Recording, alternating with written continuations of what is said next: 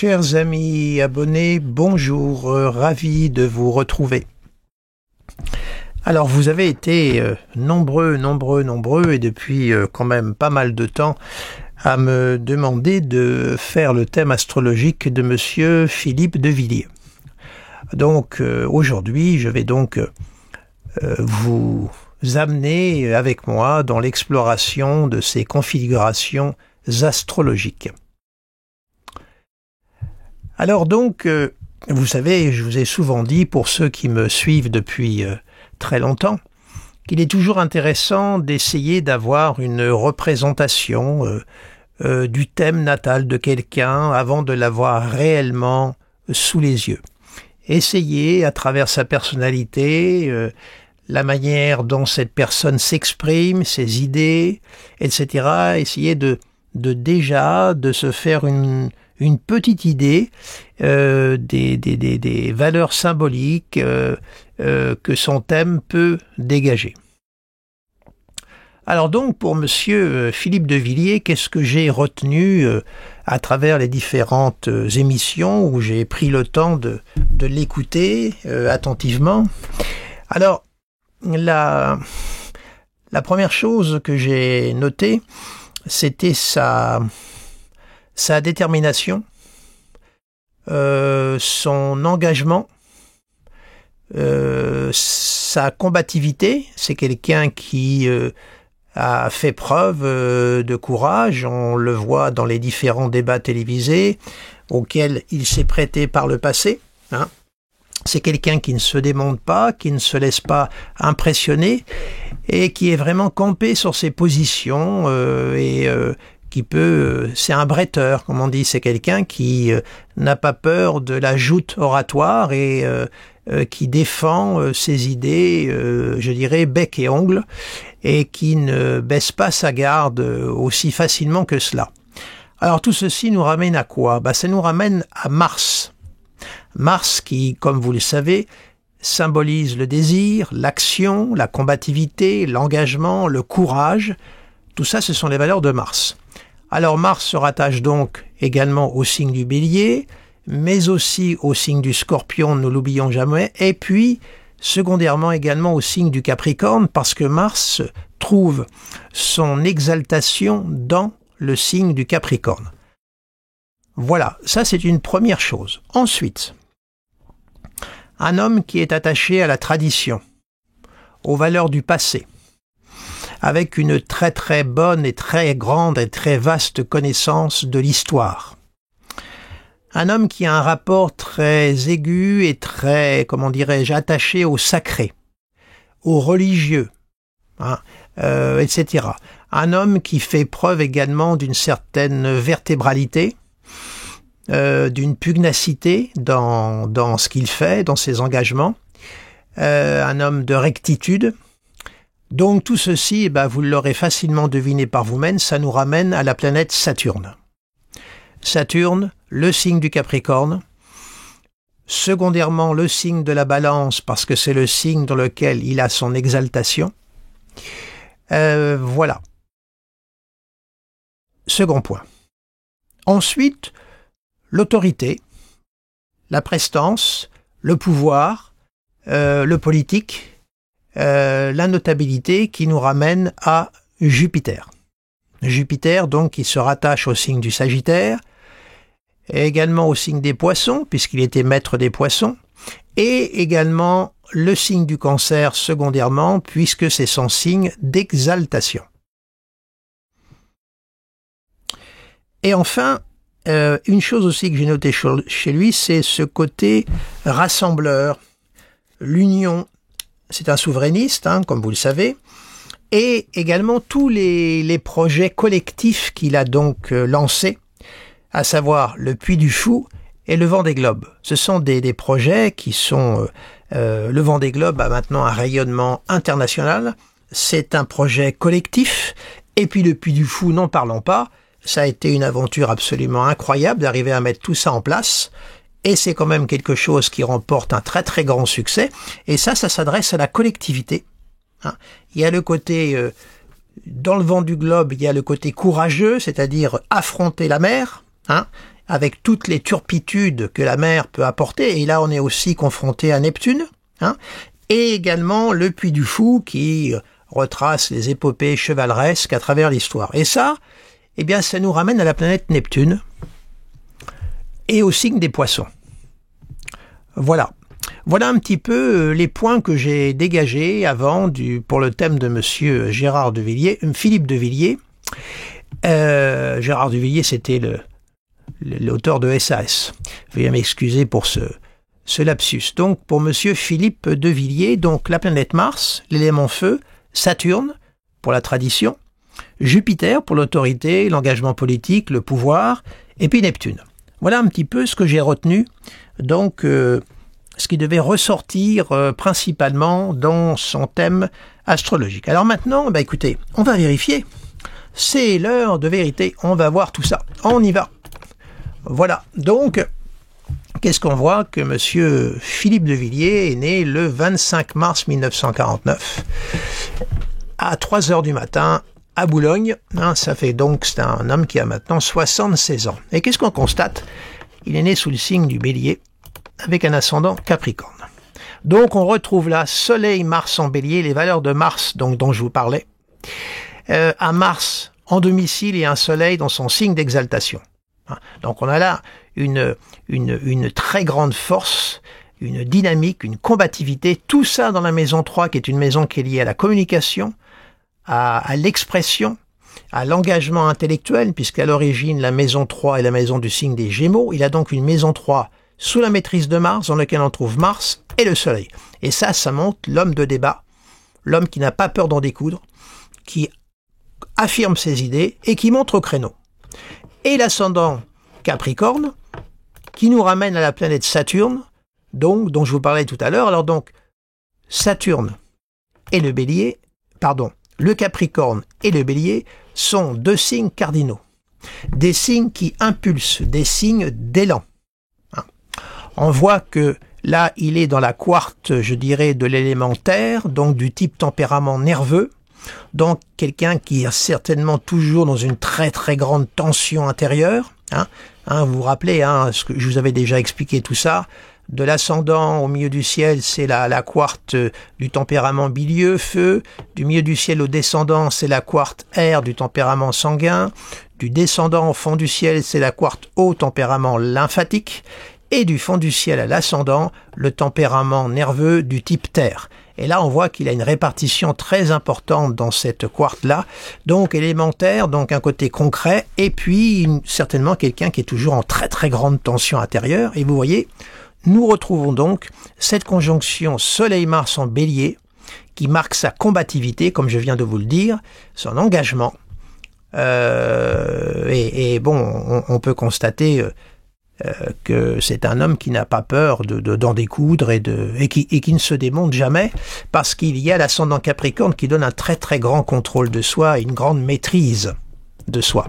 Et on note que ce maître d'ascendant est dans le signe mercurien de la Vierge, ce qui va donner évidemment la Saturne liée à la présence de Mercure, puisque c'est la Vierge, reliée à son ascendant, sextile à Uranus, voyez-vous, sextile au milieu du ciel, semi-carré Neptune, et là c'est un quinconce qui est lancé à Mars. Donc on a un Saturne là virginien, donc quelqu'un de très organisé, très très structuré intellectuellement. Sextile d'Uranus, ça peut quelquefois, qu'est-ce que c'est que ça? Ça peut parfois, comment dirais-je, peut-être apporter une certaine forme peut-être de sectarisme, c'est-à-dire qu'il est tellement ancré dans ses convictions que ça peut donner, puisque Saturne et Uranus ont en commun l'élément sec, donc ça peut donner quelqu'un qui peut apparaître sectaire parfois, parce que trop sûr et trop campé dans ses idées, ce sextile, mais je dirais que pour lui, ce n'est pas une problématique, puisque nous avons un sextile, nous avons à la fois la rigueur saturnienne et puis l'ouverture uranienne, surtout que c'est un Uranus également mercurien, c'est un Uranus dans le signe des Gémeaux. Donc ça signifie tout de même que si Monsieur Philippe de Villiers est quand même très attaché au passé, à la tradition, cet Uranus quand même angulaire là, en Vierge, en Gémeaux, donc sous la maîtrise de Mercure, ça donne quand même quelqu'un qui est tourné vers l'avenir. Il n'est pas totalement ancré dans le passé, au point de devenir complètement fermé au futur. Donc ça montre quand même quelqu'un qui est attentif à ce qui se passe, avec évidemment un regard critique, le Saturne en Vierge, hein. Mais tout de même il n'est pas, c'est-à-dire que c'est pas quelqu'un qui est à côté de la plaque. Et il sait très bien ce qui se passe. Et il n'est pas renfermé dans le passé au point de s'aveugler et d'être totalement ignorant sur ce qui est en train de se tramer vers l'avenir, puisque Uranus est la planète qui nous dirige vers le futur, comme vous le savez, hein, en astrologie. Alors, vous voyez, donc on retrouve bien la valeur de Mars, comme je vous l'indiquais, hein, et également de Saturne, qui est le rattachement au sacré, à l'histoire, à la tradition, valeur auquel il est extrêmement attaché. Et on voit que, bon, alors, on voit qu'il y a une ligne rouge, là ce sont des carrés, hein, Vénus, Mars, Soleil, les trois sont au carré de son ascendant, donc on voit que c'est quelque chose, cette ligne de tension, ce carré, c'est-à-dire que, comment pourrais-je vous dire, c'est un combat qu'il mène intérieurement, c'est quelque chose auquel il tient. Le carré est un aspect quand même de grande tension. Donc c'est un secteur auquel il est extrêmement fragile et donc forcément vulnérable et réactif dès qu'on va s'attaquer à ces questions-là. Alors, je vous avais parlé de Jupiter. Alors Jupiter, par contre, là, je dois avouer que il n'est pas aussi puissant que je le croyais. Vous voyez, il est dans la maison 1, il est vrai, hein, mais il est en chute, puisque son exaltation, c'est le Cancer, et là, il est en Capricorne. Donc, c'est un Jupiter qui est pris dans la mâchoire de Chronos, si on doit s'en référer au mythe. Et donc, c'est un Jupiter un peu donc en chute. Vous voyez, il est au carré du milieu du ciel. Vous voyez, bon, il est au sextile, cela dit, de Vénus. Puis quinconce à Uranus. Donc, ce Jupiter-là, qu'il a quand même en maison 1, hein, c'est le maître de sa maison 12. Également maître de sa Vénus natale et de Mercure, mais ça je vais vous en parler plus tard. Qu'est-ce que je pourrais vous dire de ce Jupiter-là? Ben, en fin de compte, la manière dont je le traduis, c'est que c'est pas un homme assoiffé de pouvoir. Ce qu'il brigue, ce qu'il ambitionne, c'est pas d'obtenir le pouvoir, l'autorité, vous voyez, comme certains qui veulent à tout prix avoir le pouvoir et exercer le pouvoir au point de tomber quelquefois de l'autorité à l'autoritarisme, comme certains. Suivez mon regard. Alors donc, ce Jupiter-là, donc moi je le traduis comme ça. Vous voyez, il est quand même au sextile de Vénus. Hein, vous voyez, donc c'est un Jupiter qui a besoin de servir, qui a besoin d'être au service du collectif par une Vénus qui est quand même exaltée en Poisson, tout de même. Vous voyez, donc c'est pas vraiment un homme qui est habité pour occuper à tout prix le siège et accéder vraiment au pouvoir et exercer son pouvoir. Je ne crois pas. C'est un homme de conviction, donc un homme d'engagement, mais le pouvoir pour le pouvoir dans cet exercice de politique politicienne, je ne pense pas que ça soit sa tasse de thé. Tout au moins, c'est ainsi que je traduis son Jupiter. Alors attention, Jupiter est le maître de la 12. La 12, c'est les ennemis dans l'ombre. Donc, à mon avis, il a dû s'en faire un sacré paquet. Hein. C'est quand même Jupiter. Et puis, il est sérieux. Hein. Mais enfin, vous me direz, quand on évolue dans le milieu politique, on se fait forcément beaucoup d'ennemis, surtout quand on est comme lui, avec un tempérament frondeur et offensif. Hein. Soleil Mars en Bélier, c'est offensif. Hein. Donc, il y a cette nature-là, ce Jupiter qui n'est pas aussi puissant que je l'aurais pensé. Puis maintenant, on va arriver à Vénus, Mercure en Poisson. Voilà. Vénus est exaltée, puis Mercure est en Poisson. Alors là, c'est tout ce qui nous rattache au fameux projet collectif. Hein. Le Vendée Globe, on est dans le signe des Poissons, la mer, Neptune. Le Vendée Globe, et puis le Puy du Fou. Hein. On retrouve les deux. Le Puy du Fou, c'est la chevalerie, hein, ces grands spectacles, hein, où il y a des combats, des choses inouïes. Et puis là, Vénus, Mercure, on est dans le Vendée Globe. Hein. Vraiment, là, je colle vraiment à la symbolique à ras les pâquerettes, mais tout de même, force est de le constater. Alors, Vénus-Mercure en Poisson, c'est vraiment là le rapport, alors avec la vie aussi spirituelle, on peut dire religieuse. N'oublions pas que le poisson était le signe de ralliement des apôtres dans le christianisme. On voit donc là son rapport à la vie spirituelle, également sa vision un peu universelle des choses. Ensuite, ce Mercure poisson, évidemment, lui confère certainement une intuition, une capacité à sentir les choses.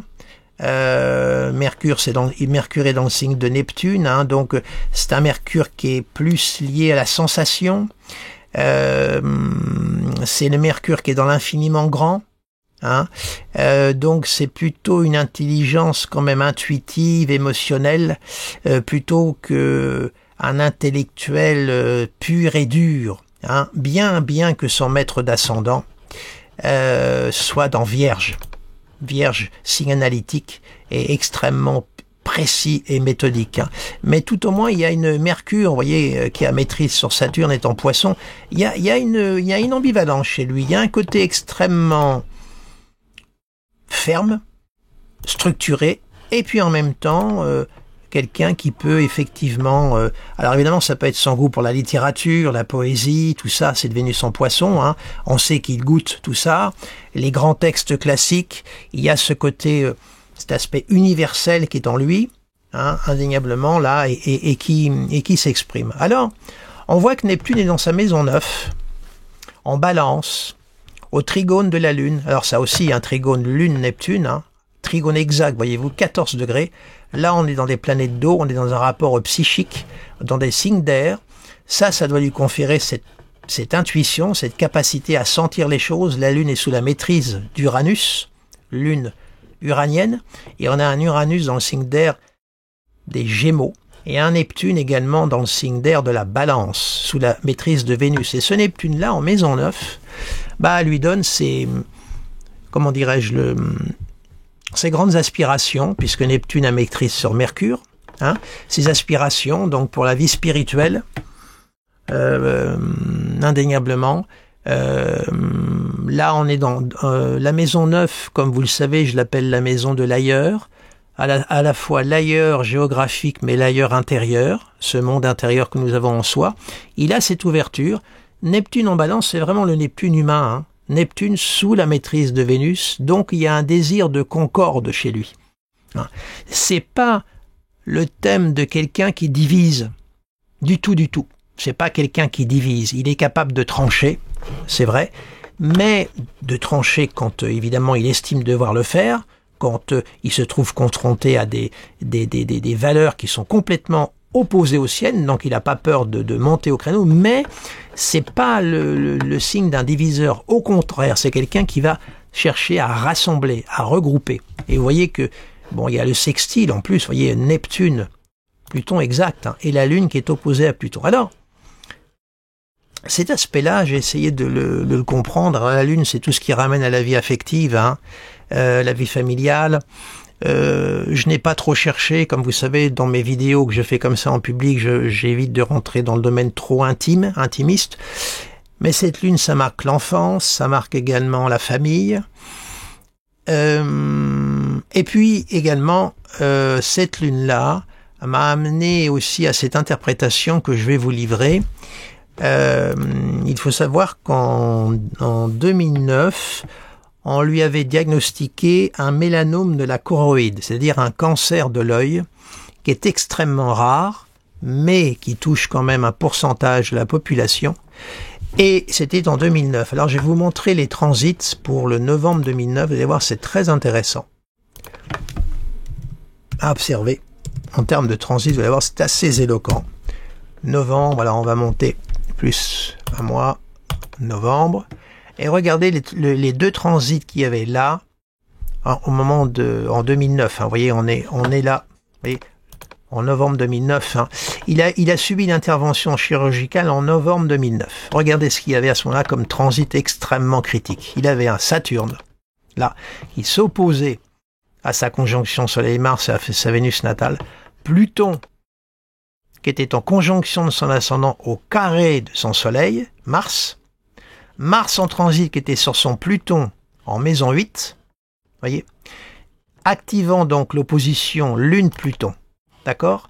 Or, il a été touché à l'œil gauche, opéré de l'œil gauche. Or, la Lune symbolise l'œil gauche. Vous voyez? Donc, je récapitule mon raisonnement. Vous savez que j'accorde une grande importance aux maîtrises. C'est la manière de faire vivre un thème astrologique. Donc, entraînez-vous au langage des maîtrises et vous verrez comment vous allez pouvoir rentrer dans un thème et le faire parler. Le thème est vivant. Il rentre en interaction sans arrêt. Vous savez, c'est comme le jeu des enfants. Vous appuyez sur une touche et puis ça s'allume sur l'autre. Alors, regardez. Saturne, qui est quand même son maître d'ascendant, le moi profond, était là-haut. Opposé Soleil, Mars, Neptune. Le Soleil, c'est le capital vie. Le Soleil, dans son thème, il est le maître de quelle maison? Il est le maître de la maison 8, la cuspide est en Lion, et il maîtrise Pluton. Ensuite, Pluton, lui, qui est parti quand même pratiquement de la 8, fait le tour, il était sur son ascendant. L'ascendant, c'est le moi profond. Il avait une crise intérieure, et ce Pluton-là était au carré de Soleil-Mars. Donc il avait le cycle Saturne-Pluton, qui était en dissonance de ces deux planètes, et, excusez-moi, je le remets en plus grand, et puis le transit de Mars, qui était sur Pluton, opposé donc à la Lune, et la Lune qui symbolise l'œil gauche, et il a été opéré, frappé à l'œil gauche. Voilà un événement au niveau transit qui est assez parlant, dramatiquement parlant, parce que quand même, c'est pas rien comme intervention. Alors il a réussi à s'en sortir et il l'a parfaitement surmonté. Alors on va revenir maintenant aujourd'hui au niveau des transits, parce que évidemment vous avez été nombreux à me demander cette étude parce que au niveau de son engagement et puis de son avenir politique. Alors vous savez, bon, c'est quand même un homme qui a 76 ans aujourd'hui. Il est plein de fougue, plein d'énergie.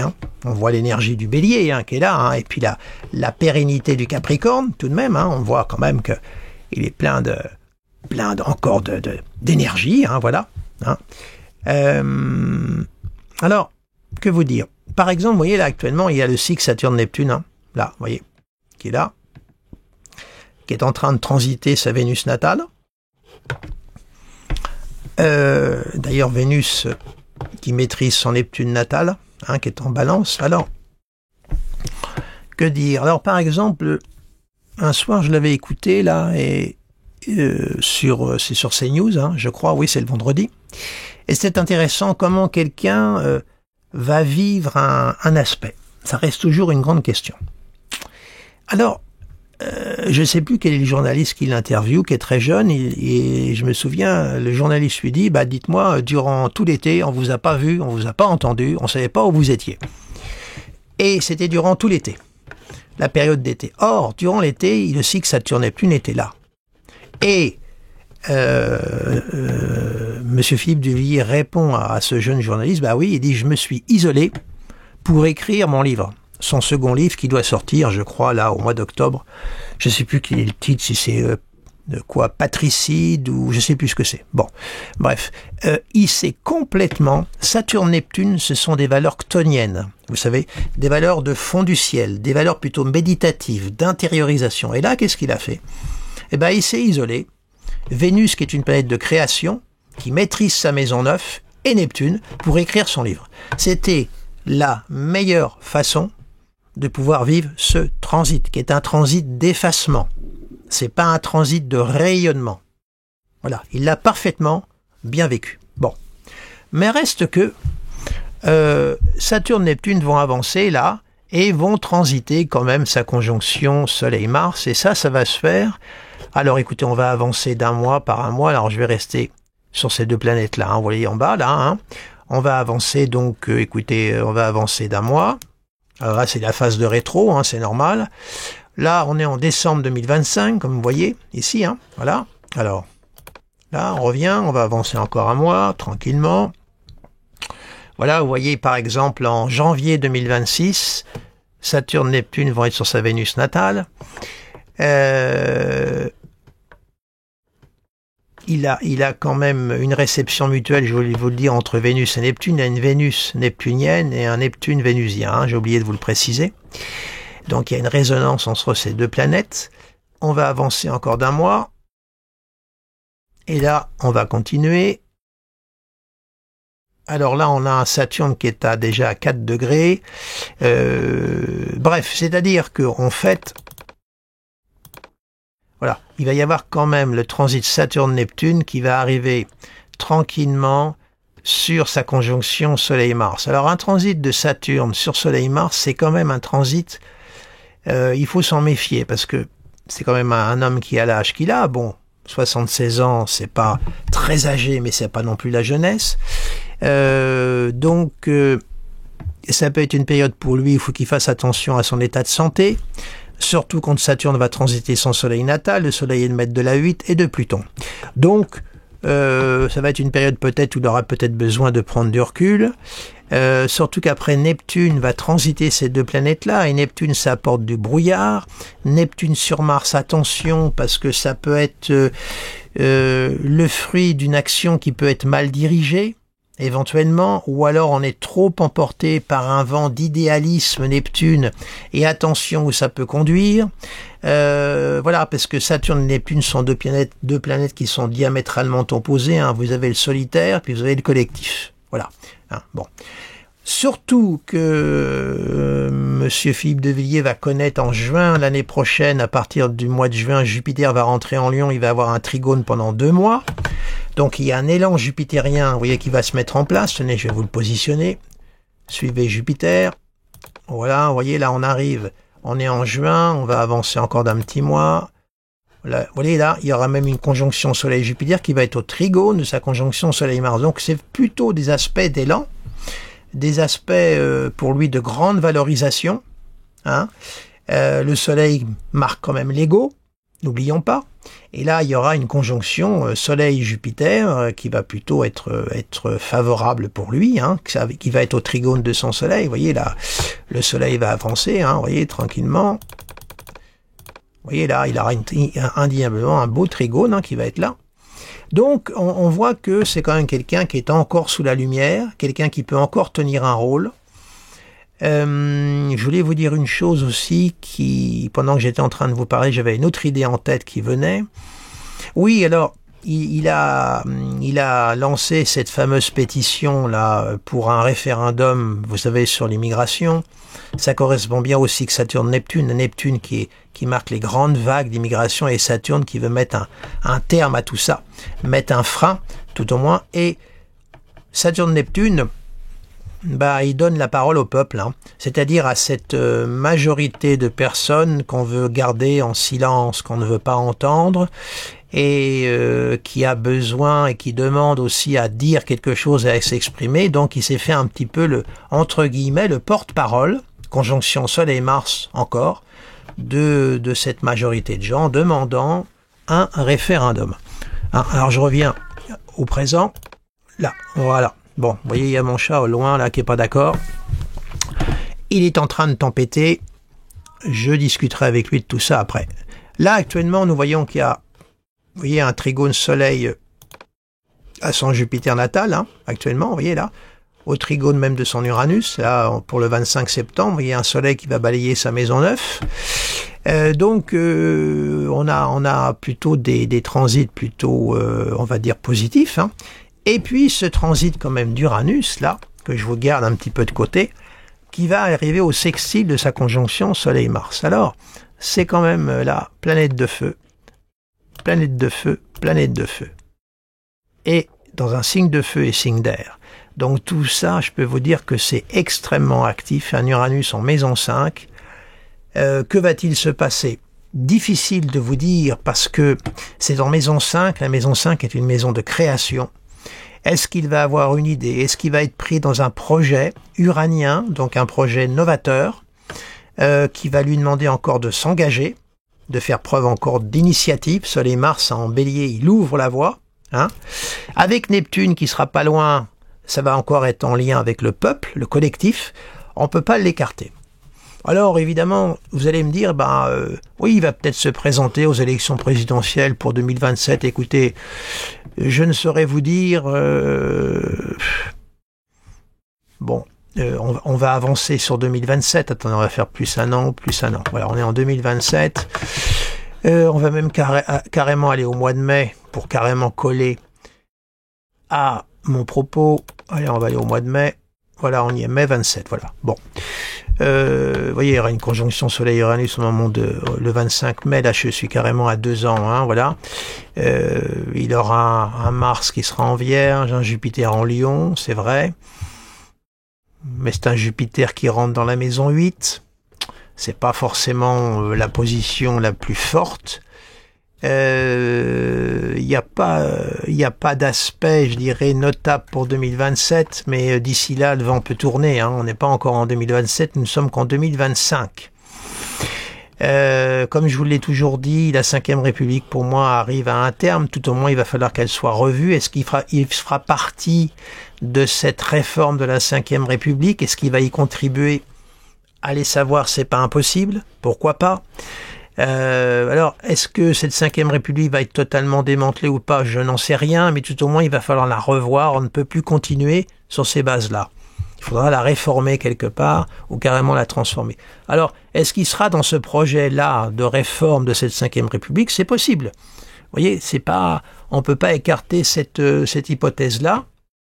Hein, Pluton, lui, sera dans sa maison 1, vous voyez, au sextile également encore du Soleil, hein, à ce moment-là. Hein. Donc voilà, il peut effectivement tenir encore un rôle assez phare, assez important dans le temps, les années à venir. Alors là, évidemment, il va y avoir la publication de son livre, donc évidemment, ça va être certainement pour lui, surtout qu'il a un Jupiter qui est en train de balayer sa maison 7 actuellement en transit. Hein. Vous voyez, Jupiter est en 7, là. C'est pas du tout une mauvaise position pour la sortie d'un livre. Vous voyez, il va y avoir là le trigone de Jupiter à sa Vénus natale, et puis à son Mercure. Donc, à mon avis, on peut s'attendre à un gros succès et à une énorme vente hein, avec ça. Hein. Tout de même, il se positionne de façon jupitérienne dans la maison 7. Donc, à mon avis, un Jupiter exalté, bien aspecté. Ensuite, en juin-juillet, il ira au trigone de Soleil-Mars. Oui, il est plutôt bien parti. Hein. Jupiter reste dans sa maison 7 pendant pas mal de temps. Hein. Encore. Donc, il a pratiquement jusqu'à la rentrée 2026. Ce qui veut dire que tout de même, là, il a quand même le vent en poupe. Et à mon avis, il va avoir un énorme succès. Et il est possible, évidemment, que ses idées prennent une ampleur encore beaucoup plus importante qu'on l'imagine. Hein, parce que Jupiter amplifie et met en valeur. Donc, on peut supputer qu'il y ait quand même cet aspect-là. Voilà ce que je pouvais vous dire sur Monsieur Philippe de Villiers.